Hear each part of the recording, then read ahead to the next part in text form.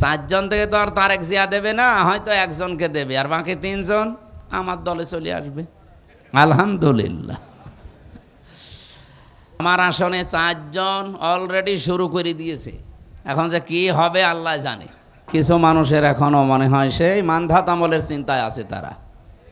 ওরা মনে করছে 54 বছরে যা দিয়ে মানুষকে খাওয়িয়েছি এটা মনে হয় এখনো খাওয়ানো যায়। এখনো তারা আমাদেরকে রাজাকার তো আর বলতে পারে না, কারণ ওই বয়স আমাদের এখনো হয়নি। এখন বলে চেতনায় রাজাকার। বাংলাদেশ জামাতে ইসলামী আপনাদের এই আসনের এখানে এমপি পদপ্রার্থী লিখেছেন কারা? এটা ঠিক হয়নি। উনি এমপি পদপ্রার্থী না, উনি নমিনি। বাংলাদেশ জামাত ইসলামী থেকে যে 300 জনকে এ সারা দেশে নমিনেশন দেওয়া হয়েছে, এরা একটাও পদপ্রার্থী না। আমরা কেউ পদ চেয়ে নেইনি। এমনকি আমরা নিজেরা যেদিন নাম ঘোষণা দেয় তার 1 মিনিট আগেও জানতাম না যে আমার নাম আসবে। ওনারা জিজ্ঞাসা করেন উনি জানতো কিনা, আমি তো নিজে জানতাম না। সারা দেশের অবস্থা এইটা, বিশেষ করে বাংলাদেশ জামাত ইসলামী থেকে। হ্যাঁ, পদপ্রার্থী হতে পারে অন্য দলের, যারা এই পদ পাওয়ার জন্যে মারামারি করে দেখেন সামনে মরে যাবে। আপনি কি মনে করছেন? বাংলাদেশ জামাত ইসলামী এখন একটা ব্র্যান্ড, তামাম দুনিয়া এখন তাদেরকে এই যে কোনো কিছুর উপরে তাদের লোভ নেই, এটা প্রমাণ হয়ে গেছে। যদি জোর করে নেওয়ার সিস্টেম ইসলামে থাকতো, জাহাঙ্গীরনগর বিশ্ববিদ্যালয়ে 21 জন হয়েছে শিবিরের, শুধু ভিপি বাদ দিয়ে। এটা শয়তানও বিশ্বাস করে না, কিন্তু এখন বিশ্বাস করা লাগছে। কি কথা বলে না কেন?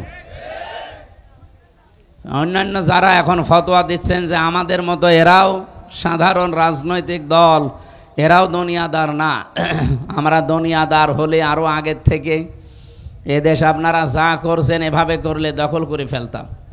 1 বছর 1 মাসে আমরা অলরেডি প্রমাণ দিয়ে ফেলেছি যে শুধু দুনিয়ার জন্য আমরা রাজনীতি করি না, জামাত কর্মী মানে সমাজকর্মী।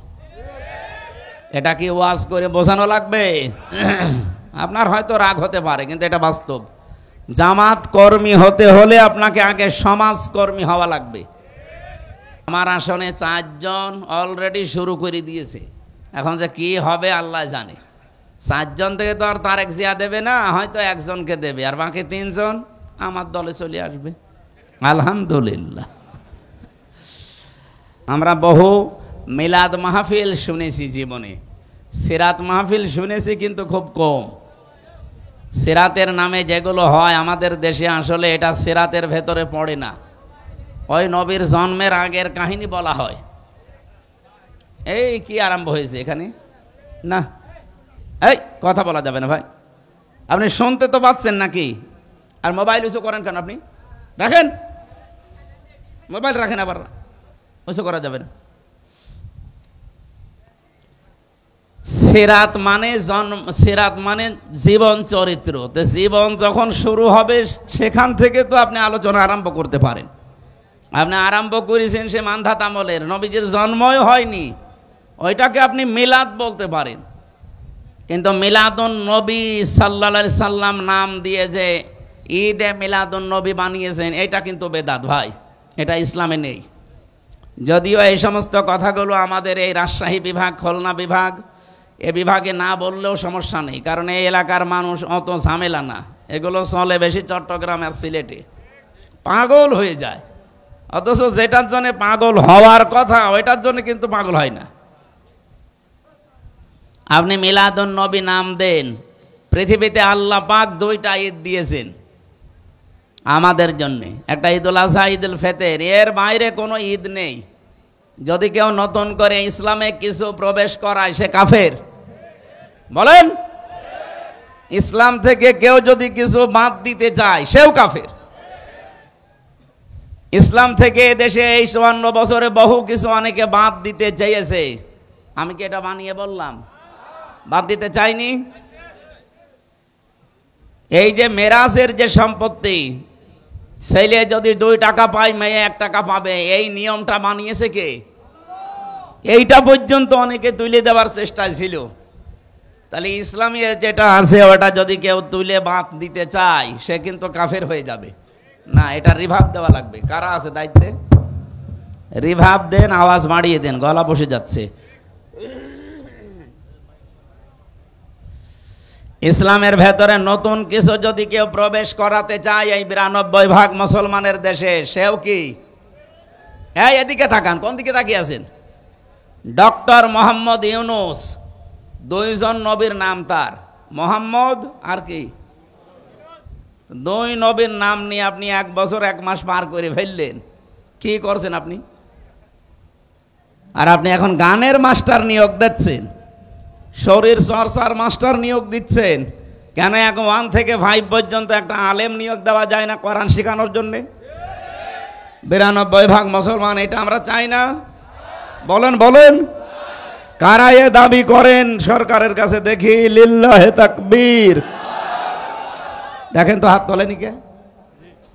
দেখেন, এই দাবি আমাদের সবার। সুতরাং আমরা জানি মিডিয়ার মাধ্যমে তাদের কাছে পৌঁছাবে। আমরা খুব তাড়াতাড়ি গানের মাস্টার যেমন নিয়েছেন, নাচের মাস্টার নিয়েছেন, শরীর চর্চার মাস্টার নিয়েছেন, 1 থেকে 5 পর্যন্ত একজন আলেম কোরআন শিক্ষার মাস্টার নেওয়া লাগবে। এটা যদি ওনার কানে নাও যায়, আরো সে চলে গেছে ইনশাআল্লাহ। এই জন্য ইসলামের ভেতরে নতুন কিছু প্রবেশ করাবেন না, যা আছে ইসলাম এইটাই। ঈদে মিলাদুন নবী পালন করাও জায়েজ নেই, এটা বানানোও জায়েজ নেই, এটা স্পষ্ট বেদাত। আশা করছি এ বিষয়ে সতর্ক থাকবেন। মিলাদ শব্দের শাব্দিক অর্থ যেটা, এটাও যদি মানুষ একটু মেনে চলতো, তাও তো অন্তত বলতাম যে আসেন আমরা মিলাদ পড়ি। মিলাদ মানে কি? জন্ম। বিলাদুন থেকে এসেছে। মিলাদ মানে কি? জন্ম। নবীজির জন্মের সময় যে কাহিনীগুলো আমরা দেখেছি, একটা কাহিনী আমাদের জীবনে পাওয়া যায় না। বিশ্বনবীর জন্মের সময় সিরাত ইবনে হিশাম বলছে, নবীজি জন্মের পরে 3 জন মহিলার দুধ পান করেছিলেন। তার নিজের মা হযরতে আমেনা, 2 নম্বরে উম্মে আইমান নামে এক দাসীর, 3 নম্বরে মুহাম্মদুর রাসূলুল্লাহ দুধ পান করেছিলেন হালিমাতু সাদিয়া রাদিয়াল্লাহু তাআলা আনহা। এ মহিলা তখনও পর্যন্ত মুশরিকা ছিল। নিজে বর্ণনা করছে সিরাত ইবনে হিশামে যে আমি মোহাম্মদকে কোলে তুলে আমার ডান স্তন দিলাম, সে পান করেছে, বাম স্তন দিলাম, সে মুখ বের করে নিয়েছে। যতবার মুখ লাগালাম ততবার আমার স্তন থেকে মুখ বের করে নিয়েছে। চোখের ইশারা দিয়ে যেন আমাকে জানাতে চাই, মা হালিমা জোর করেন কেন? ডান স্তন এটা আমার অধিকার ছিল, আমি পান করেছি। বাম স্তন এটা আমার অধিকার না, এটা আমার দুধ ভাই আব্দুল্লাহর অধিকার। পৃথিবীতে আমি ভাইয়ের হক নষ্ট করার জন্য আসি না, এসেছি ভাইয়ের হক ফিরিয়ে দেওয়ার জন্যে।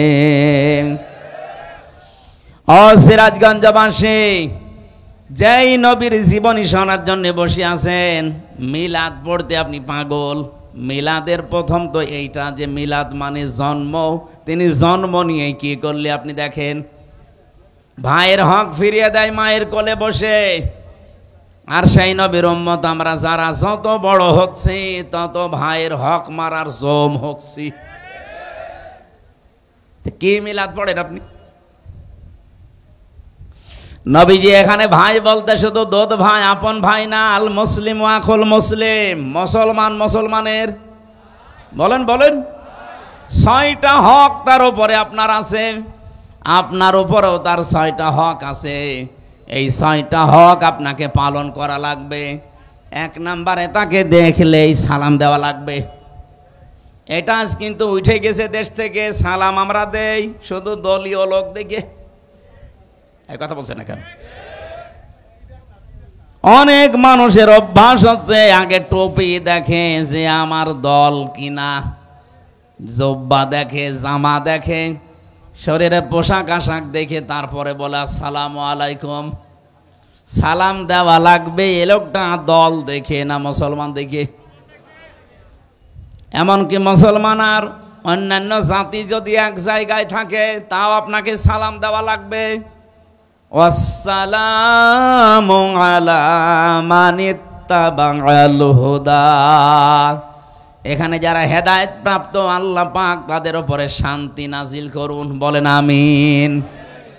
তাহলে এই সুন্নাতটা, এই হকটা এখন থেকে আপনি আদায় করবেন, সে দলীয় লোক না হলেও। 2 নম্বরে, সে যদি অসুস্থ হয় তাকে দেখতে যাওয়া লাগবে। আমার তো মনে হচ্ছে এই হকটা বাংলাদেশে এখন জামাত ইসলামী 100% পালন করছে। আপনি দেখেন, হিন্দু, সে তো আমার ধর্মের লোক না, সে আমার দলেরও লোক না। এখান থেকে প্রায় 30 কিলোমিটার দূরে চলে যাচ্ছে দলীয় 8-10 জন লোক নিয়ে হিন্দু অসুস্থতারে দেখতে। আপনি অন্য কোন দলের ভেতরে এটা যদি দেখাতে পারেন, আমি সাথে যাব, চলেন।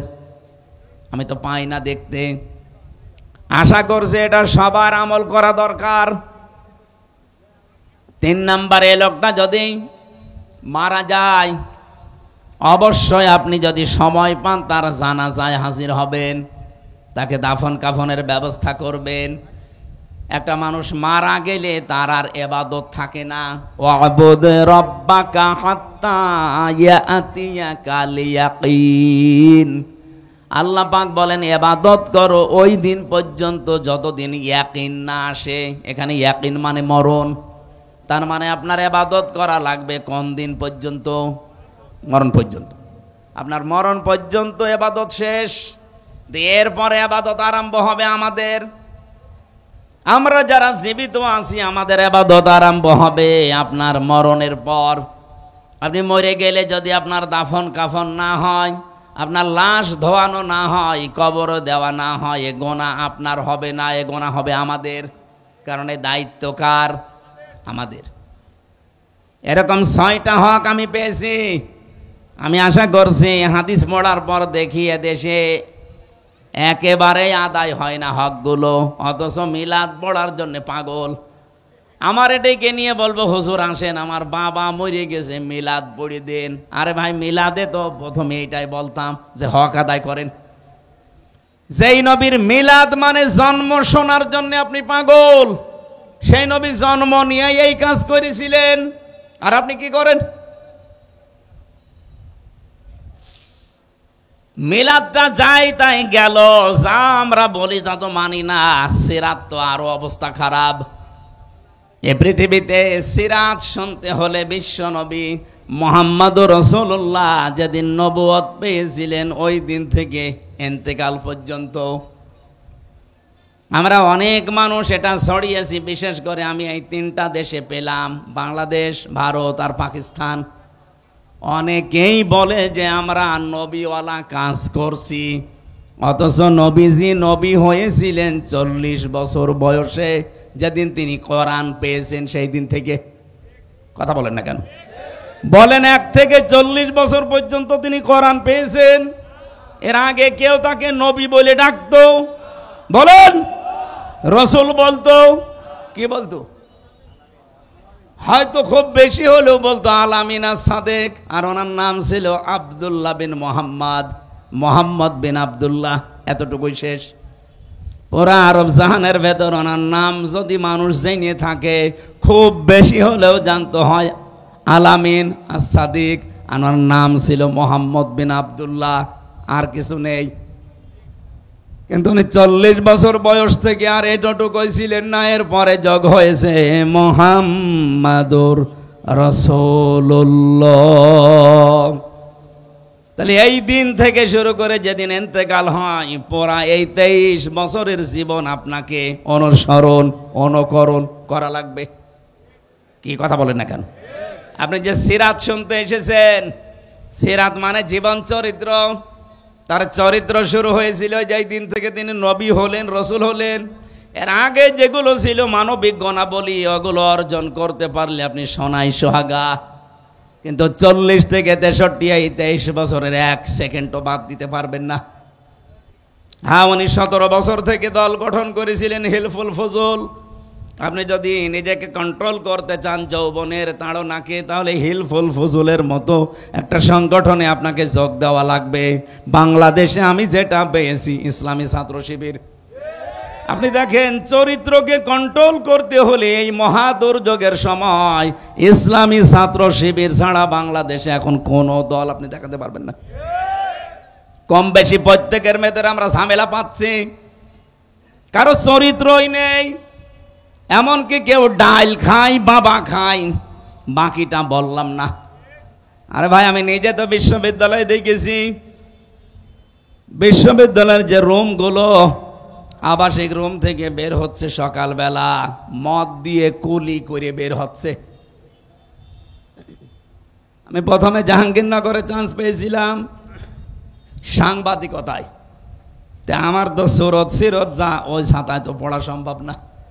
এই জন্য বছর খানিক থাকার পরে এসে আল কোরআনে ভর্তি হয়েছিলাম কুষ্টিয়া বিশ্ববিদ্যালয়ে।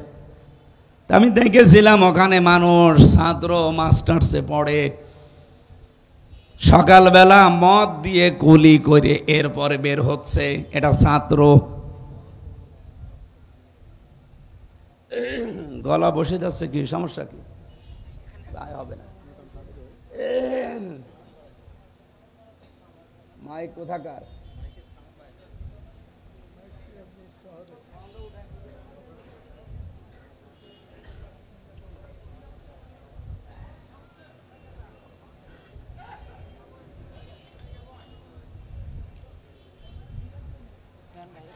আমার ভাইরা, আমি কাটসাট কথা বলি কারো মন পাওয়ার জন্য, কারো খুশি হওয়ার জন্য না। এদেশে এখন যা চলছে, আপনি যদি চরিত্রকে বাঁচাতে চান, ছেলেদেরকে মেয়েদেরকে ছাত্র শিবিরে ছাত্রী সংস্থায় চোখ কান বুঝে দিয়ে দেন, নয়তো পারবেন না। কারণ এখন চলছে কি দেখছেন, ওপেন চলছে সব। এই কঠিন মুহূর্তে আপনার সন্তানকে আপনি বাঁচাতে পারেন শুধু এই দুইটা সংগঠনে দেন, আমি গ্যারান্টি দিব আপনি পারবেন। ঢাকাতে সেখানে নামাজ পড়াতাম জমার, একজন নাস্তিক বামপন্থী রাজনীতি করে মুরব্বী হয়ে গেছে। গোপনে একদিন এসে আমার বাসাতে কলিং বেল টিপ দিয়ে, আমি তো চেহারা দেখেই বুঝে ফেলেছি যে এ শয়তান মার্কা লোক, কারণ চেহারা দেখলে কিছু বোঝা যায়। দাড়ি গোপ কিচ্ছু নেই। আমার এখানে এসেছে, তাও সিগারেট খেয়ে ফেলে দিল, দেখলাম সিসি ক্যামেরায় সব দেখা যাচ্ছে। হুজুরের কাছে একটু মানুষ দোয়া দরুদ পড়িয়ে আসে, ও দোয়া দরুদ নেই, সিগারেট টানতে টানতে। নাস্তা করালাম, কি আপনার কি সমস্যা? বলছে আপনি তো আমাদের ইমাম, আমি নামাজ পড়তে আসি অনেক দূর থেকে, জমান নামাজ। আপনি একটা শিবিরের কোনো দায়িত্বশীল ছেলেরে খুঁজে দেন, আমার মেয়েটাকে প্রাইভেট পড়াবো। মেয়ে আমার বিশ্ববিদ্যালয় সেকেন্ড ইয়ারে পড়ে। চিন্তা করলাম এত বড় মেয়েকে পড়াতে চাই শিবিরের ছেলের কাছে। পরিচয় নিলাম পড়াটা, দেখলাম উনি বামপন্থী রাজনীতি করে, মুরব্বী হয়ে গেছে একেবারে। আমি ওনারে বললাম, সত্যি কথা বলেন তো, বাংলাদেশে প্রায় ৭৫টার উপরে দল এখন কাজ করছে, ৭৩টার উপরে বিভিন্ন দলের ছাত্র সংগঠন আছে তাদের। আপনি কোন দলের নাম বললেন না, ছাত্র শিবিরের ছেলে খুঁজতে চান কেন? আমারে বলছে হুজুর, অন্য কোন দলের ছেলে মেয়ের ছেলেদের কাছে যদি মেয়ে পড়তে দেয়, দেখা যাচ্ছে মেয়ে নিয়ে চলে যাবে। কিন্তু শিবিরের ছেলের ওপরে আমার এই ভরসা আছে, অন্তত মেয়ে নিয়ে পালাবে না। এর চাইতে আপনি আর কি চান? আজকে একটা টক শো দেখছিলাম আসার সময়, সব চাইতে বড় দল বলে যারা লাফায় না, তাদের একজন কেন্দ্রীয় নেতা, সে বলছে আমার 2 জন ভাতিজা ঢাকা বিশ্ববিদ্যালয়ে পড়ে, তারা ওই ডাকসুতে শিবিরকে ভোট দিয়েছে। আমি জিজ্ঞাসা করলাম যে তোরা আমার ভাতিজা আর তোরা শিবিরকে ভোট দিলি মানে? 2 জন ভাতিজা নির্দ্বিধায় বলে দিচ্ছে, চাচা শিবিরের এই ছেলেরা আমাদেরকে খাবারের পানির ব্যবস্থা করে দিয়েছে, অন্য কোন দলের ছাত্র সংগঠন এটা করে নাই। মেয়েদের প্রতি তাদের যে রেসপেক্ট, যাদের যে সম্মান, এটা আমরা অভিভূত হয়ে গেছি। এই জন্য আমরা জেনে শুনে ভোট দিয়েছি। বলেন সুবহানাল্লাহ। আমি যে দৃশ্যগুলো এখন দেখতে পাচ্ছি, বিশেষ করে ডাকসু আর জাকসুর পরে, কালকে আমি রাজশাহীতে ছিলাম, আমি দেখেছি রাজশাহী তো এক চান্সে যাবে, চট্টগ্রাম তো আরো আগে যাবে, কারণ সারা বাংলাদেশের ভেতরে সবচাইতে ঘাঁটি চট্টগ্রাম। এরপরে আমার কুষ্টিয়া, ওটা তো আরো বড় ঘাঁটি। আপনি কোথায় বাঁধ দেবেন? কিছুদিন পরে দেখেন কিছু মানুষ বলতে আরম্ভ করবে আমরা নির্বাচনই চাই না। আমাদের এক মুরব্বী আপা আছেন, ব্যারিস্টার, আমি নাম নিলাম না। উনি আজকে বলছিল যে বিএনপি আমরা কোনোদিন এই ডাকসু নির্বাচন চাইনি, এটা আমাদের উপরে চাপিয়ে দেওয়া হয়েছে। আমার তো মনে হচ্ছে মহিলা কয়দিন পরে এইটাও বলবে যে জাতীয় নির্বাচন আমরা চাইনি, চাপিয়ে দেওয়া হয়েছে। আমি আন্দাজে বলি নাই, আমি একটা থিওরি দেখে বলছি। কোরআনে কারিমে আছে ইযা জানা নাসরুল্লাহি ওয়াল ফাত, হে নবী যখন আল্লাহর সাহায্য আসবে তখন আপনি বিজয় দেখতে পাবেন। বিজয় যদি কেউ আল্লাহর দেখতে পায়, 9টা জিনিস সে দেখতে পাবে। কয়টা? আরো জোরে বলেন। এখানে আল্লাহ একটা একটা করে অনেকগুলো দিচ্ছেন, আপনি তাকান। কোরআন শরীফ পড়ে আমি এই 9টা পেয়েছি যে বিজয় যদি দেখতে পান আপনি এই 9টা জিনিস অবশ্যই দেখতে পাবেন। ওয়ারাইতান নাসা ইয়াদখুলুনা ফি দীনিল্লাহি আফওয়াজা, হে নবী আপনি দেখবেন দলে দলে পালে পালে মানুষ ইসলামে প্রবেশ করছে।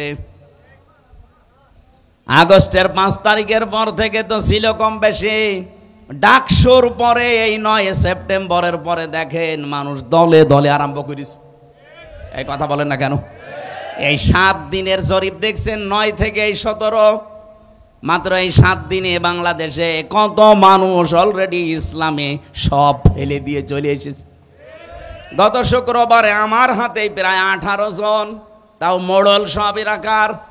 ওরা এসে বলছে হুজুর এতদিন আমরা মানুষের তৈরি করা আইনের পক্ষে ছিলাম, এখন কি যেন মনে হয়ে গেল এই ডাকসু নির্বাচনের পরে মনটাই পাল্টিয়ে গেল। আমরা এখন আল্লাহর তৈরি করা আইন কায়েমের জন্য চেষ্টা করতে চাই, যেটা সব চাইতে বাংলাদেশে এগিয়ে আছে জামাত ইসলামী। নবীজির হাদিস পড়েছিলাম, আন ইবনে ওমর রাদিয়াল্লাহু তাআলা আনহু قال قال النبي صلى الله عليه وسلم فاتبعوا الصياد الاعظم, নবীজি বলেন যারা ইসলাম কায়েম করতে অগ্রণী ভূমিকা পালন করছে তোমাদের ভেতরে, যাদের দ্বারা ইসলাম কায়েম হওয়া দ্রুত সম্ভব, তোমাদের উচিত হচ্ছে তাদেরকে অনুসরণ করা, পেছনে থাকা। বাংলাদেশে 73টা দল কাজ করছে। আপনার বিবেককে প্রশ্ন করে বলেন, এই মুহূর্তে ইউনিয়ন থেকে শুরু করে আন্তর্জাতিক মহল পর্যন্ত সব জায়গায় ইসলাম যদি এসে যায়, এটা সুচারুরূপে কায়েম করে চালাতে পারে বাংলাদেশ জামাত ইসলামী। অন্য কোনো দলকে দিলে তারা পারবে না, কারণ তাদের ওইভাবে লোক এখনো তৈরি হয়নি। একটা ইউনিয়ন থেকে শুরু করে আন্তর্জাতিক মহল পর্যন্ত প্রত্যেকটা জায়গায় সৎ, যোগ্য এবং নির্ভীক লোক তৈরি হয়ে গেছে জামাত ইসলামীতে। তাহলে হাদিস ছিল কি? ফাত্তাবিউস সিওয়াদাল আযম, যারা দুনিয়াতে তাড়াতাড়ি ইসলাম কায়েম করতে পারে ফট করো, ইত্তেবা করো, অনুসরণ করো। তাই আমি তার বানিয়ে বলছি না, মিলে যাচ্ছে এই জন্য বলছি। বলেন আপনার সাথে না মিললে আমি কি হাদিস বানাবো? হুজুর আমাদের নাম বলতে পারেন না, তা আপনার নাম আছে, আমি কি জোর করে আপনার নাম এখানে ঢোকাবো? যাদের ঢুকতেছে তাদের ঢুকিয়ে দিলাম, আপনার তো ঢোকে না। আমার ভাইরা কথাগুলো বিবেকের আয়না দিয়ে একটু ভাবেন। কি অ্যাম্বুলেন্স? গাড়িটা ছেড়ে দিন, গাড়িটা ছেড়ে দিন, তাড়াতাড়ি ছেড়ে দিন। সুবহানাল্লাহ আলহামদুলিল্লাহ লা ইলাহা ইল্লাল্লাহ, সুবহানাল্লাহ আলহামদুলিল্লাহ লা ইলাহা ইল্লাল্লাহ।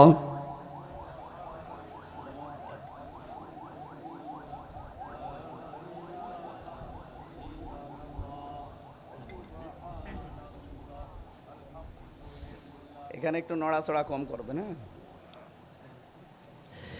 লা ইলাহা ইল্লাল্লাহু মুহাম্মাদুর মুহাম্মাদুর রাসূলুল্লাহ। সিরাজগঞ্জবাসী এই 18 জন, শুধু আমার মতো আমির হামজা না, সবগুলো এলাকার লিডার। কুষ্টিয়া সদর আর ইবি থানায় বাড়ি, আপনি খোঁজ নেন। জমার দিন নামাজ পড়ার পরে সব এসেছে রাতের বেলা। আমি বললাম ঠিক আছে, কালেমা পড়ানো লাগবে।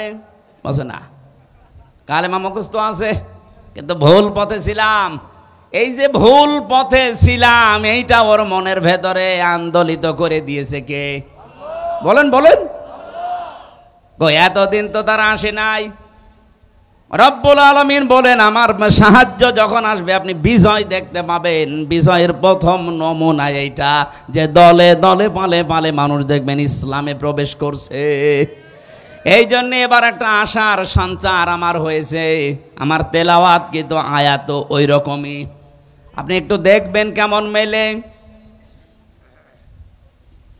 আমার সূরা কসস থেকে পড়া আজকের আয়াত, 2টা আয়াত মাত্র পড়েছি। যদিও সিরাতুন নবী সাল্লাল্লাহু আলাইহি ওয়াসাল্লাম এই মাহফিল আমি সাজিয়ে নেব কোরআনের আয়াত দিয়ে ইনশাআল্লাহ। কারণ কোরআন দিয়ে কথা যারা বলে, নবীজি বলেন তারা সত্য কথা বলে। বলেন সুবহানাল্লাহ। মান ক্বালা বিহি সাদাকা, যারা কথা বলে কোরআন দিয়ে তারা সত্য কথা বলে। এই গ্যারান্টি দিচ্ছেন কে? না, আল্লাহ না, নবীজি। অমান আসদাকু মিনাল্লাহি কিলা, আল্লাহর চাইতে সত্য কথা আর কেউ বলে না। এবার আসেন আমরা সরাসরি কোরআনে প্রবেশ করি। সূরা কসস এর বাংলা অর্থ হচ্ছে ঘটনা বা কাহিনী সমূহ। বহু কাহিনী আল্লাহ এর ভেতরে দিয়েছেন। একটা কাহিনী আমাদের এই দেশের সাথে এখন পুরাপুরি মিলে যাচ্ছে, এই জন্য এটা তেলাওয়াত করলাম। তাসিম মিম হরফে মুকাত্তাআত। যদিও কিছু কিছু মুফাসসিরিন ইকরাম এর বাংলা একটা অর্থ বের করেছে, কিন্তু আমরা ওটা বিশ্বাস করি না। আল্লাহর ঘোষণা আল্লাহু আ'লামু বিমুরাদিহি, এর আসল অর্থ আল্লাহ জানে, এজন্য ছেড়ে দিলাম, জান, আর দরকার নেই। যদি এটা নিয়ে বেশি নাড়াচাড়া করতে চায় শেষে ঈমান হারা হয়ে যাব। আমার কুষ্টিয়ার লালন ভক্ত যারা আছে তারা আবার এটা নিয়ে বেশি নাড়াচাড়া করে, শেষে নিজের ঈমানই নেই।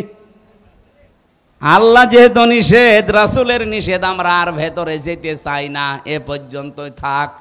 এবার আসেন যেখান থেকে ভেতরে যাওয়া যায়। তিলকা আয়াতুল কিতাবিল মুবিন। আল্লাহ পাক বলেন এই আয়াতগুলো, এই যে এখন বলবো যেগুলো, এই আয়াতগুলো স্পষ্ট কিতাবের আয়াত। আল্লাহর ঘোষণা দেওয়ার আগে আমরা পেলাম কিতাবের আগে আলিফ লাম। আল্লাহ পাক যদি এখানে কিতাবের আগে আলিফ লাম না দিতেন আমরা অর্থই করতে পারতাম না। আল্লাহ বলেন এই কিতাব, এই আয়াতগুলো স্পষ্ট কিতাবের আয়াত। আমার প্রশ্ন এখন, যারা আমার ডানে বামে বসে আছেন, সামনে পেছনে আছেন, বলেন তো কোরআন আমাদের কাছে স্পষ্ট না অস্পষ্ট? না না, হয়নি।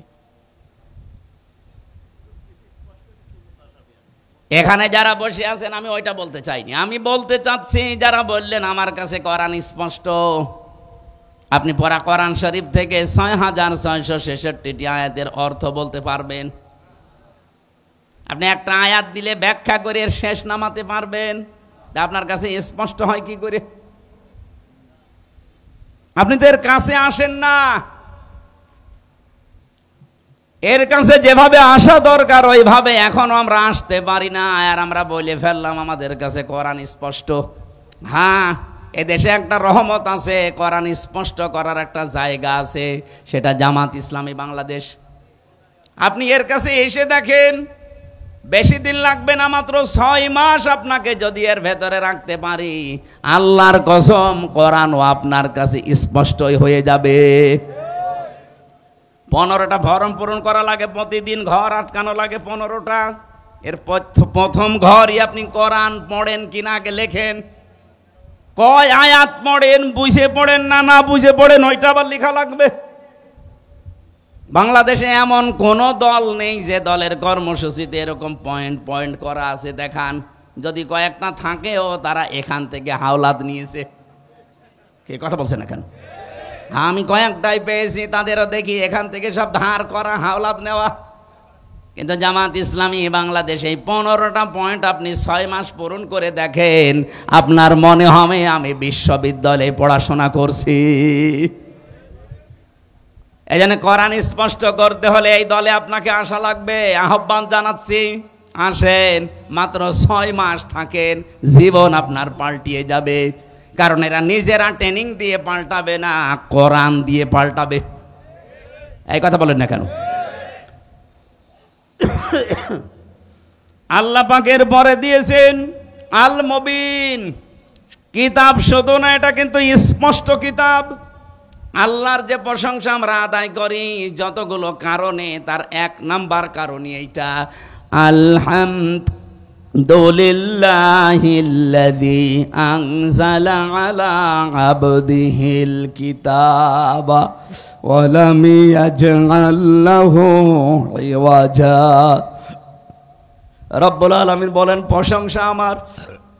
যতগুলো কারণে প্রশংসা তোমরা করবা, তার 1 নাম্বার কারণেই, কারণ আমি আমার বান্দার প্রতি এমন একটা কিতাব দিয়েছি যে কিতাবের ভেতরে কোনো গোপন কথা নেই, কোনো অস্পষ্ট কথা নেই, কোনো বাঁকা কথা নেই, যা আছে সব স্পষ্ট কথা।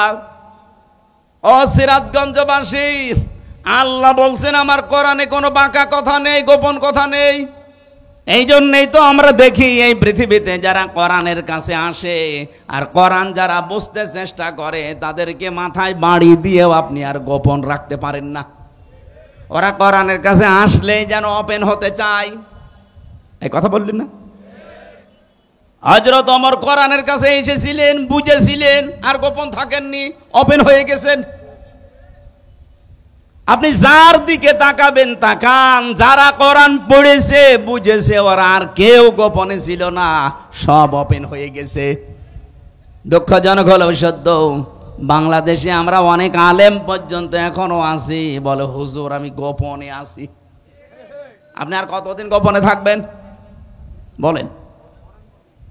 এত ওপেন হওয়ার পরও আপনার এখনো সময় হয়নি।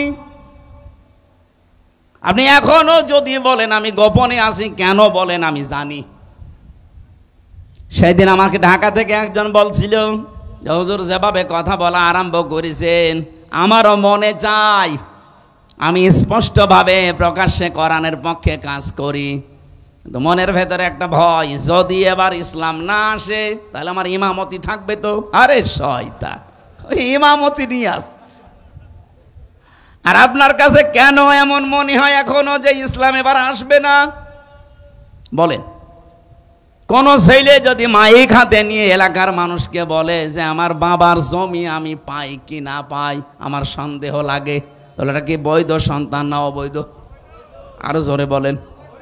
লোকজন বলবে না যে তোর বাবার সম্পত্তি তুই পাবি না, মানে এলাকার লোক পাবে।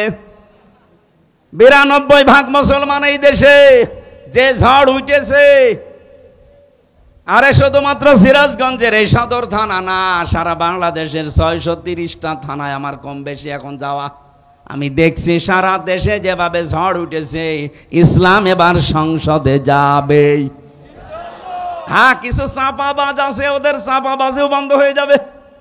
এখনো পর্যন্ত ওদের মুখ জোর কমে না, এখনো ওই সেই মান্ধাত আমলের চিন্তায় আছে যে আমরা বড় দল, বড় দল। জিকির করতে থাকেন, বাকি সব সিয়ার ইসলাম নিয়ে যাক। আপনি জিকির করতে থাকেন, এখনো পর্যন্ত জোশ চাপিয়ে দেওয়ার অভ্যাস আপনার গেল না। কিছু হলে খালি চাপিয়ে দেন, চাপিয়ে দেন, কতদিন দেবেন আর? আপনাদের এই এলাকায় একজন আছে, এই লোকটার কিছু হলেই খালি ওই সে মান্ধাত আমলের চিন্তায় চলে যায়। এখনো যদি কেউ আমাদেরকে রাজাকার বলতে চান, আমার মনে হয় ওই লোকটার মুখ এই ফজু পাগলার মতো আগুন ধরিয়ে দেওয়া দরকার।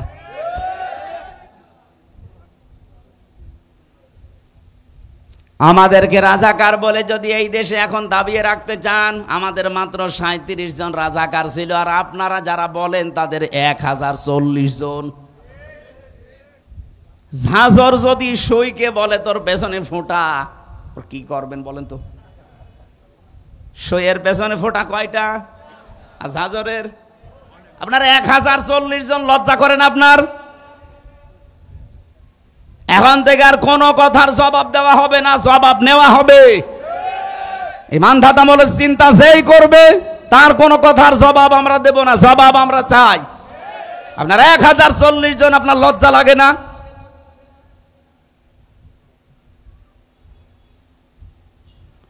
ও সিরাজগঞ্জবাসী, হ্যাঁ আমি জানি অনেকের মন খারাপ হবে, সত্য কথা শুনলে সবার কাছে ভালো লাগে না। এটাই যে আলেমগুলো এখনো দোদুল্যমান অবস্থায় আছেন, আপনি কি কিতাব পড়ে আলেম হয়েছেন? কোরআন বলছে আয়াতুল কিতাবিল মুবিন, এটা স্পষ্ট কিতাবের আয়াত। যারা এর কাছে আসে পড়ে তারা স্পষ্ট হতে চায়, ওপেন হতে চায়। আর আপনি এখনো বলেন যদি পাস না করি আমার ইমামতি থাকবে। তো এই জন্য গোপনে আসি। থাকেন আপনি গোপনে। ইসলাম এবার আসবে হয় আপনাকে নিয়ে না আপনাকে বাদ দিয়ে। এক কথা বলেন, ইসলাম এবার আসবে হয় আপনাকে নিয়ে আসবে না আপনাকে বাদ দিয়ে আসবে। আপনাকে নিয়ে আসলে ভালো।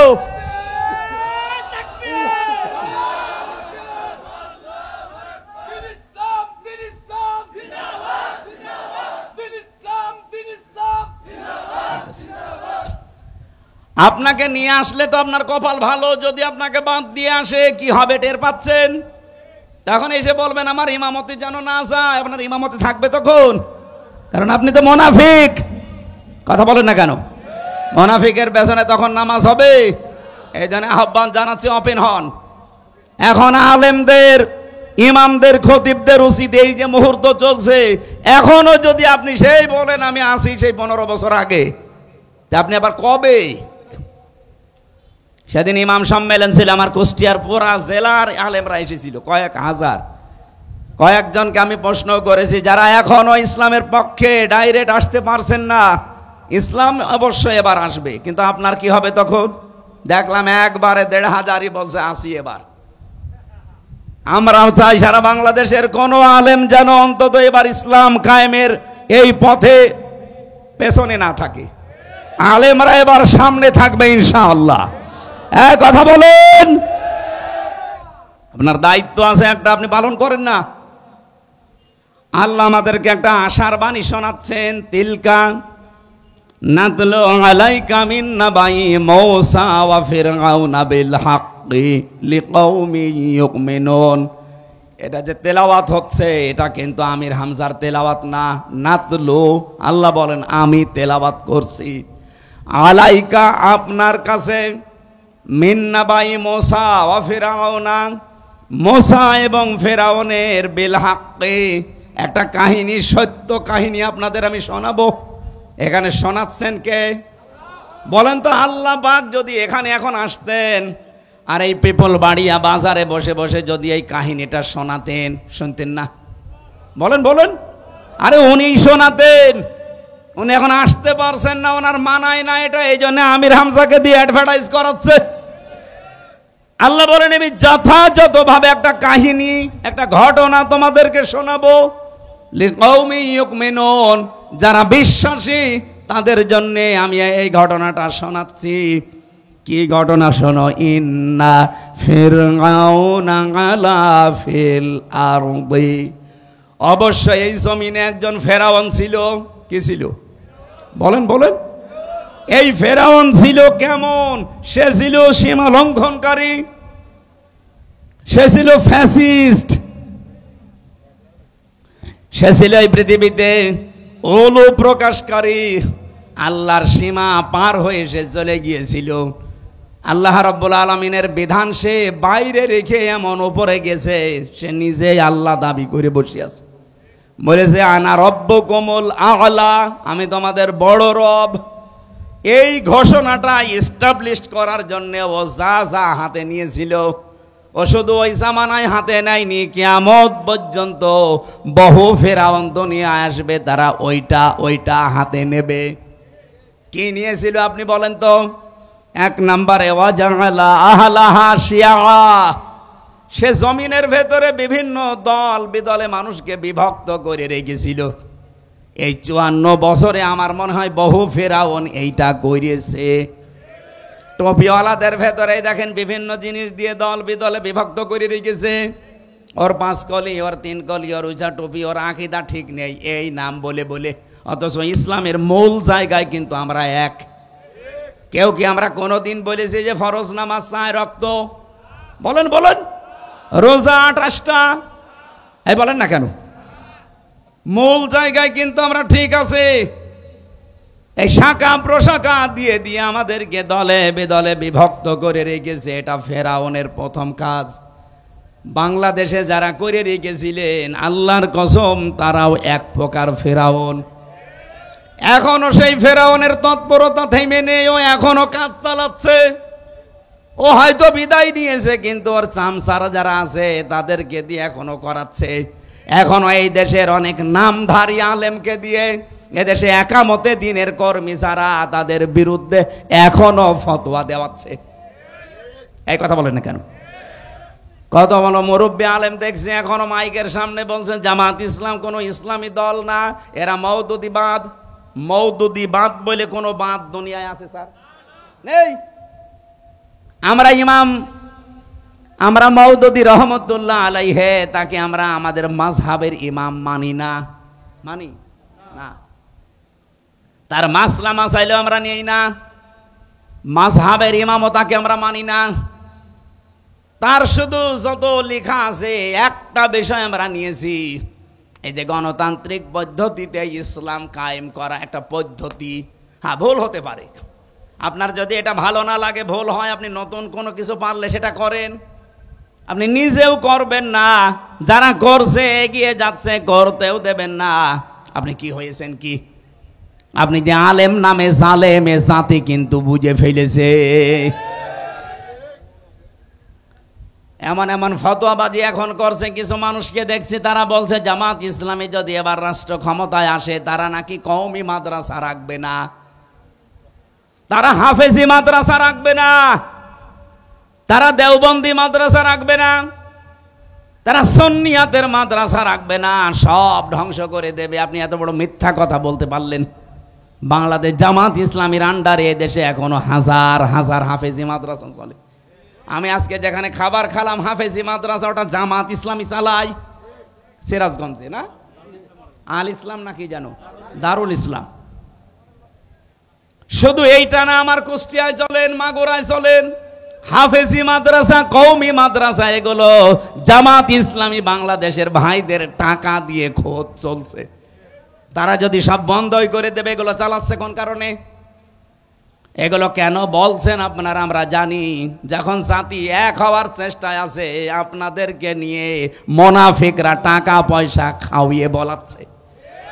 জাতির লোকদেরকে আহ্বান জানাচ্ছি, আলেম নামে কোন জালেমের এই কথায় আপনারা আর বিভ্রান্ত হবেন না।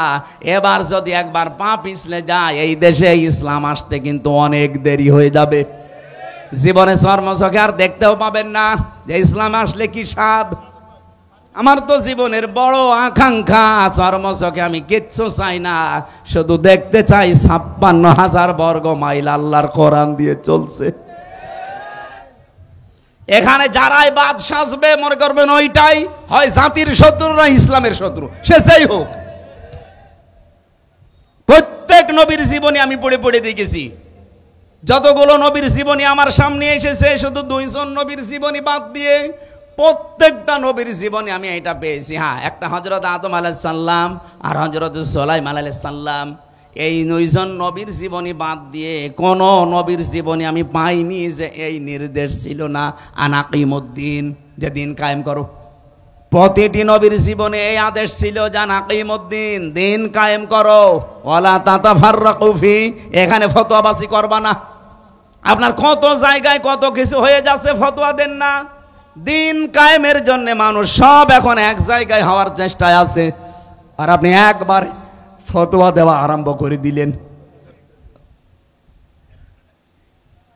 আপনাকে দিয়ে আল্লাহ এই কাজ করাবে না। এই আয়াতের পরবর্তী শব্দে আপনি দেখবেন আছে কাবুরা আলাল মুশরিকিনা মা তাদউহুম ইলাইহি। হে নবী, আপনি যেদিকে মানুষকে ডাকেন যে আসো আল্লাহর বিধান কায়েম করি, এই সত্যি করে বলেন, এটা রেকর্ড হচ্ছে।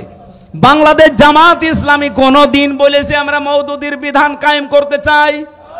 বলেন বলেন, কেউ যদি বলতে পারেন বুকে হাত দিয়ে বলেন।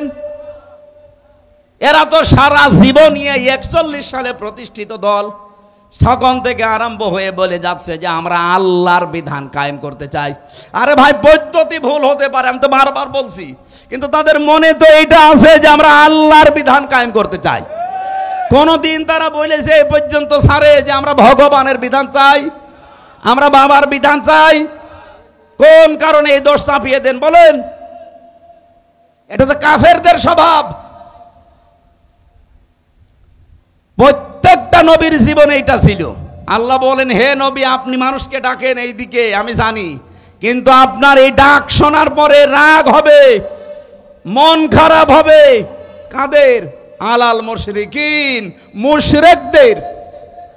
সুতরাং বাংলাদেশে আমরা যেখানে দিন কায়েম করার কথা বলি, যারা রাগ করেন, মাস্ট বি আপনি একটু খোঁজ খবর নিয়ে দেখেন, ওই লোকটার দ্বারা কোনো না কোনো ভাবে শিরিক হচ্ছে। আর শিরিক হলে লোকটা কি? মুশরিক। বলেন বলেন। আপনি প্রশ্ন করতে পারেন, কই আমি তো শিরিক করি না, তাহলে কোরআন শরীফ কি মিথ্যা? দিন কায়েমের কথা শুনলে আপনার রাগ হয়, অবশ্যই আপনি বিশ্বাস করতে পারেন যে আপনি মুশরিক, তাছাড়া আপনার রাগ হওয়ার কথা না। যে কোনো ভাবে আপনি আলেম, তাতে কি আলেমও শিরিক করছে, এই কারণে আলেমের কাছে খারাপ লাগে। আপনাকে দিয়ে আল্লাহ কেন দিন কায়েমের কাজ করান না? আল্লাহু ইয়াজতাবি ইলাইহি মাইয়াশা, রব্বুল আলামিন বলেন, আমি যাকে মনোনীত করি, আমি যাকে ইজতেবা করি, পছন্দ করি, নির্বাচিত করি, ভালোবাসি, এই মানুষটাকে দিয়ে আমার দিন কায়েমে লাগিয়ে দেই। এদেশে তো কত মানুষ আছে, সবাইকে দিয়ে তো আল্লাহ দিন কায়েমের কাজ করায় না। কাকে দিয়ে করায়? ওয়াহদি ইলাইহি মাইয়ুনিব, যে লোকটা মন থেকে আল্লাহর দিকে ফিরে আসতে চায়, তাকে আল্লাহ স্বাভাবিক জীবন যাপনে রাখে না, তাকে দিন কায়েমের কাজে লাগিয়ে দেয়। সুতরাং আপনি যখন দেখবেন আপনাকে দিন কায়েমের কাজ আল্লাহ অ্যাক্টিভ ভাবে করাচ্ছে, আপনি বিশ্বাস করতে পারেন সূরা শুরার 13 নম্বর আয়াতের শেষের অংশ অনুযায়ী আল্লাহ আপনাকে মনোনীত করে ফেলেছে। বলেন সুবহানাল্লাহ। আল্লাহ যেন আমাকে আপনাকে এই জায়গায় শামিল করেন, বলেন আমিন। আল্লাহ স্পষ্টভাবে বললেন যে ফেরাউনের প্রথম কাজ ছিল দলে বিদলে বিভক্ত করে রাখতো মানুষকে। ওর একটা উদ্দেশ্য ছিল, কারণ মানুষ যদি দল বিদলে বিভক্ত হয়ে থাকে তাহলে শক্তি হারিয়ে যায়, তখন ও যা মনে চায় তাই করতে পারে। এটা এতদিন এই ফেরাউন হাসিনা করেছে। দেখেন কত দলে বিদলে আমাদের বিভক্ত করে রেখেছিল। এদেশে মানুষ যা, তার চাইতে অনেকের দল বেশি। আমি জেলখানায় একটা লোক পেয়েছিলাম, ও একটা দলের সভাপতি, ওর দলের নাম হচ্ছে আল্লাহ দল, আব্দুল মতিন ওনার নাম। ওনার আমি একদিন বললাম যে ভাই আপনি আল্লাহর দলের সভাপতি, সেক্রেটারি কে? বলছে আমার ছেলে, আর কেউ নেই। সারা বাংলাদেশে উনি সভাপতি, ওনার ছেলে সেক্রেটারি, এই শেষ। এটা হাসিনার করা, দলে বিদলে বিভক্ত করে করে দাদাদের এই হুকুম মতো আমাদেরকে এভাবে করে রেখেছিল। এটা ফেরাউনের নিয়ম। কার নিয়ম? 2 নম্বরে ছিল ইস্তাদঈফু তাইফাতাম মিনহুম, ও দলে বিদলে বিভক্ত করে মানুষদেরকে দুর্বল করে রাখতো। ইউযাব্বিহু আবনাহুম ওয়া ইস্তাহয়ি নিসাহুম, সে ওই দেশের পুরুষদেরকে মেরে ফেলতো, মেয়েদেরকে বাঁচিয়ে রাখতো। এই আয়াতের 2টা তাফসীর হয়। 1 নম্বরে ওই জামানায় ফেরাউন বহু পুরুষ বাচ্চাকে মেরে ফেলেছিল, কোনোদিন শোনেননি? বলেন বলেন। মেয়েদেরকে যে বাঁচিয়ে রাখতো, শোনেননি? তাহলে এখন তাফসীর কিভাবে করবেন?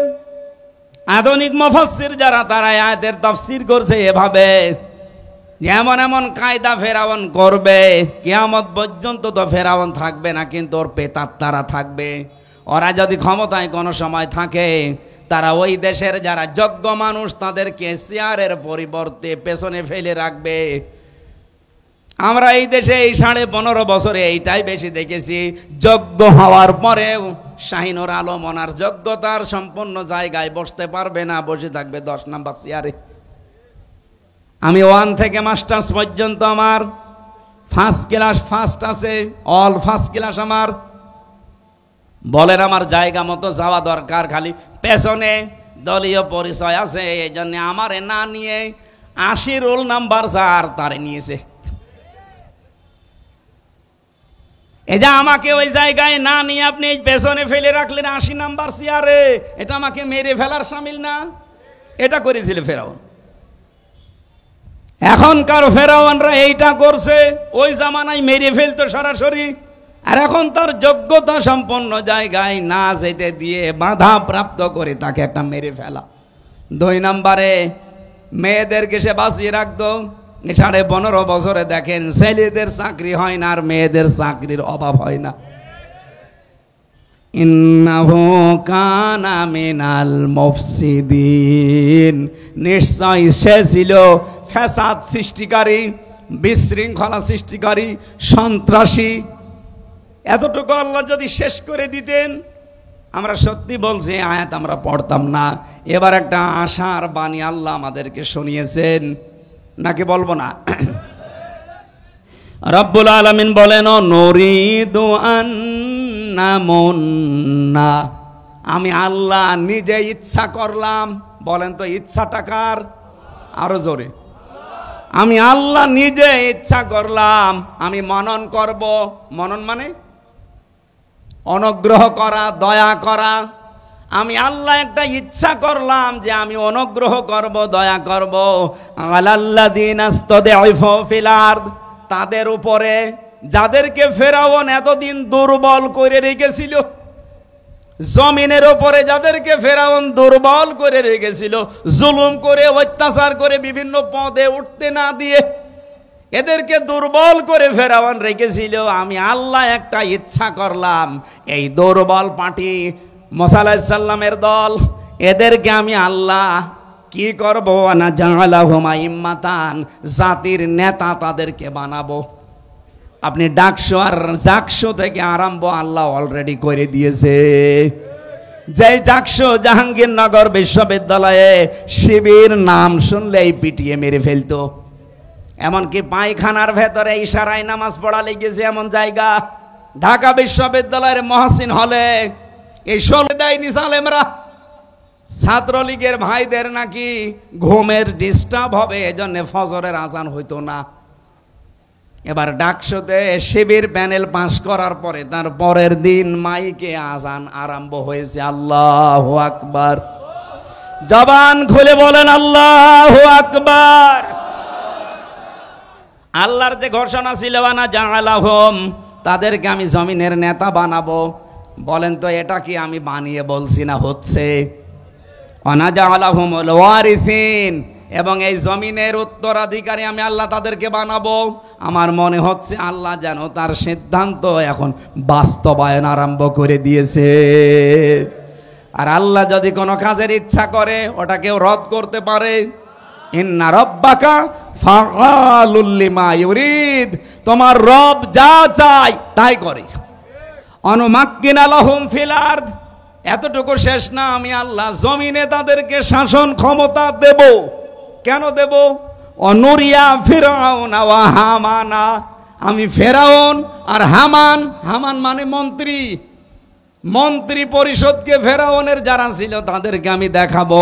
ও জনুদাহুমা, এবং তাদের যে সৈন্যবাহিনী দলের লোক তাদেরকে আমি দেখাবো যে তাদের তোমরা ভয় পেতে।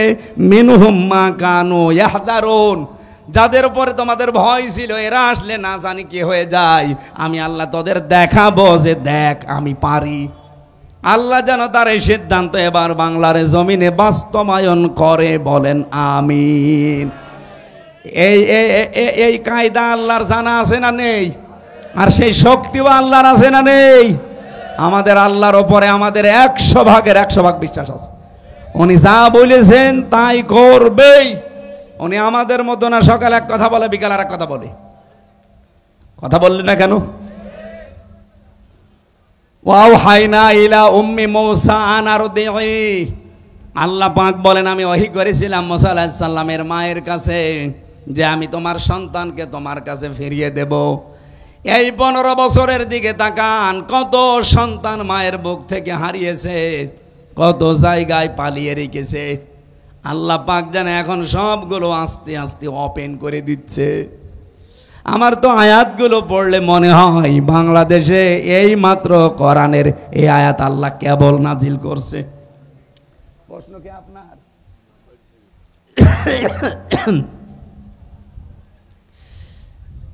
এদেশের মুসলিম হিসাবে ভোট দেওয়া কতটা জরুরি, এটা ফরজ। এখন যে অবস্থা চলছে এটা ফরজ। দলিল সূরা নিসার 85 নম্বর আয়াত, মাই ইয়াশফা শাফাতান হাসানাতা ইয়াকুল্লাহু নাসিবুম মিনহা। কোন মানুষ একটা ভালো কাজে সুপারিশ করলে ও ভালো কাজ করে যা পাবে সুপারিশ করে তাই পাবেন। ভোট দেওয়া সুপারিশ করা একই বিষয়। বাংলাদেশে এবার যদি এই কাজ না হয়ে যারা নাস্তিক, যারা শরিয়া আইন বিশ্বাস করে না, আপনাদের এখানে একজন আছে, ও ঘোষণা দিয়েছে যে শরিয়া আইন আমরা বিশ্বাস করি না। এইরকম মানুষগুলো যদি আসে যারা শরিয়া আইনই বিশ্বাস করে না, শরিয়া আইন সব তুলে দেবে না, তখন বলবে নামাজ পড়া লাগবে না। আপনি কি করবেন? আপনার তো চেয়ার নেই, বাধ্য হবেন নামাজ না পড়ে থাকতে। জাহাঙ্গীরনগর বিশ্ববিদ্যালয়ে যদি পায়খানার ভেতরে দাঁড়িয়ে নামাজ পড়া লাগে ইশারায় বাংলাদেশে, অথচ সেখানে এখন আল্লাহু আকবার আজান হচ্ছে, সুবহানাল্লাহ বলতে পারেন নাই? ভোট দেওয়া কতটুকু জরুরি? জরুরি মানে এখন যে অবস্থা চলছে এখন ফরজ হয়ে দাঁড়িয়েছে। আসসালামু আলাইকুম। মহিলাদের সংগঠনের প্রতি আগ্রহী হওয়ার জন্য, হ্যাঁ সম্মানিতা মা বোনেরা, আগ্রহী হওয়ার জন্য কি আপনার দায়িত্ব হচ্ছে এই মুহূর্তে ইসলামের পক্ষে থাকা। এতে মা বাবা স্বামী সন্তান সব যদি একদিকে চলে যায়, ফেরাউনের স্ত্রী আসিয়ার মতো আপনি একা দাঁড়িয়ে থাকবেন। লা তাআতা লিমাখলুকিন ইল্লা বিমাসিয়াতিল খালিক। আল্লাহর বিরুদ্ধে যায়, রাসূলের বিরুদ্ধে যায় এমন কোন কাজ বাবাকেও মানা যাবে না, স্বামীকেও মানা যাবে না, সন্তানকেও মানা যাবে না। কথা বললেন না কেন? এটাকে শুধু পুরুষদের না মহিলাদেরও? আমি যে হাদিস পড়েছিলাম মুআয ইবনে জাবাল থেকে, ইয়েমেন দেশে যখন গভর্নর করে নবীজি পাঠাচ্ছিলেন এই সাহাবীকে, ঘোড়ার রাকাবের ভেতরে অলরেডি পা দিয়ে দিয়েছে। নবীজি বললেন, শোনো, এমন একটা দেশে তোমারে পাঠাচ্ছি, যেহেতু দায়িত্বে আছো এই জন্য বহু মানুষ হাদিয়া তোফা নিয়ে আসবে কাজ সিদ্ধি করার জন্য, কাজ উদ্ধার করার জন্য। হাদিয়া নিতে পারো, ওই পর্যন্ত যতক্ষণ হাদিয়া থাকবে। যদি ওটা ঘোষের পর্যায়ে পড়ে জীবনও নিতে পারবা না। আমার মনে হয় সে অবস্থা এখন পৃথিবীতে নেই। এতটুকু নবীজি শেষ করে দেননি। বিশ্ব নবী বলেন, হে মুআয ইবনে জাবাল, ইসলামের কাঁটা কিন্তু নড়তেই থাকবে, বাতাসে নড়বে। ধর্মের কল কিসে নড়ে? বলেন বলেন। এমন একটা সময় এসে যাবে আমার উম্মতের ওপরে, আলা ইন্না রিহাল ইসলামি দায়রাতুন ফাদুরু মাআল কিতাবি হাইসুদার, আলা ইন্নাল কিতাবা ওয়াস সুলতানা লা ইফতারিকান। এদিকে তাকান। আলা সাবধান, ইন্নাল কিতাবা নিশ্চয়, কিতাবের ভেতরে মানে কোরআন শরীফের ভেতরে, আল ফুরকানা, আলা ইন্নাল কিতাবা ওয়াস সুলতানা, সুলতান মানে রাজত্ব, রাজনীতি। নবীজি বলেন, মুআয ইবনে জাবাল ভালো করে শোনো, এমন একটা সময় সামনে আসবে আমার উম্মতের ভেতরে বহু মানুষ তারা আল্লাহর কোরআন আর রাজ্য রাজনীতি আলাদা করে ফেলবে। এটা কি ১৫০০ বছর আগের কথা এখন মিলছে না? এই কথা বলেন না কেন? এ পর্যন্ত শেষের পরে আছে, ফালা তুফারিকুল কিতাব, সাবধান উম্মতেরা, কোনদিন আল্লাহর কিতাবের কোরআনের রাজনীতি থেকে নিজেকে আলাদা করবা না। সুতরাং এখন যে যা ফতোয়া দিক, কেউ যদি আমাদেরকে ধর্মান্ধ বলে, কেউ যদি বলে ধান্দাবাজ, কেউ যদি বলে রাজনীতি করে, শুধু যে যা বলে বলুক, পেছনে কেউ কুকুর ঘেউ ঘেউ করবে করুক, কারোর দিকে তাকানোর দরকার নেই। আমাদের একটাই টার্গেট থাকবে, ইসলাম এবার সংসদে নেবই। আমার এখন প্রতিটা গণসংযোগে প্রায় হাজার হাজার মানুষ শুধু মোসাফা করার জন্য। আমার তো মনে হয় এক একটা গণসংযোগে কমপক্ষে একটা মাহফিল হয়ে যায়। ওদের এখন সবার আওয়াজ, যাবরে যাবরে সংসদে যাবরে। ইনশাল্লাহ যে আওয়াজ তুলছে সারা দেশ, আশা করছে এবার কোরআনে কারিমকে আমরা জায়গা মতো নিয়ে যেতে পারবো। একবার নিয়ে যেতে দেন, কিয়ামতের আগে ইসলামের কাছ থেকে কোনো জালেম, কোনো মুনাফিক আর এই দেশ আর নিয়ে নিতে পারবে না। কারণ অন্য যারা আছে, আল কোরআনের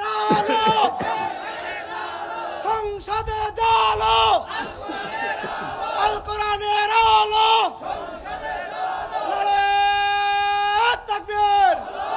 আরে ভাই, আমি কোরআন শরীফ মাথায় নিয়ে বলতে পারি। অন্য যারা রাজনীতি করছেন তাদের কোনো আদর্শ আছে আপনি বলেন?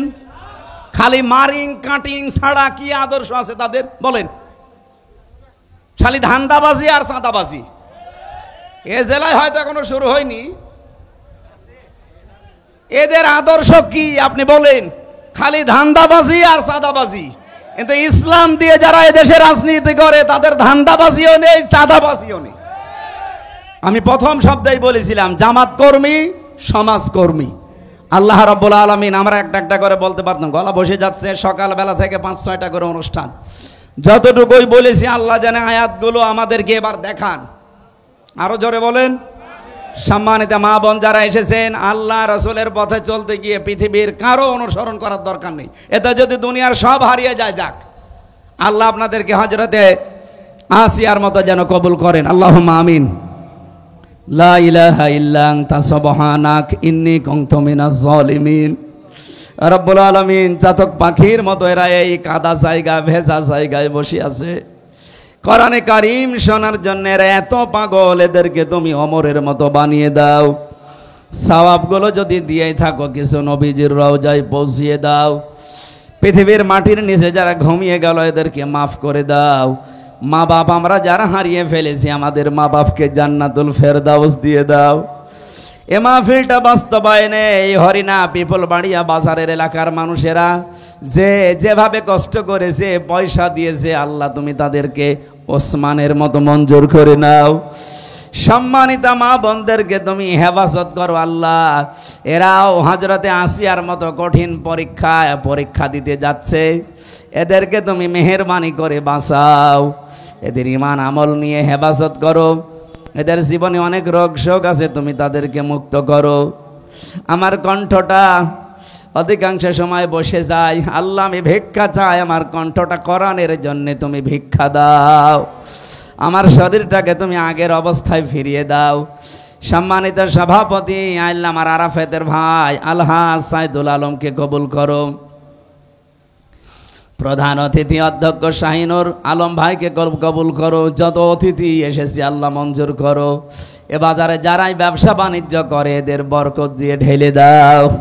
বারাকাল্লাহু লানা ওয়া লাকুম ফিল কোরআনিল আযীম। কখন কার কাছে আজরাইল এসে যায় জানি না। জীবনের শেষ কথা যেন এইটা অন্তত বলতে পারি, লা ইলাহা ইল্লাল্লাহু মুহাম্মাদুর রাসূলুল্লাহ।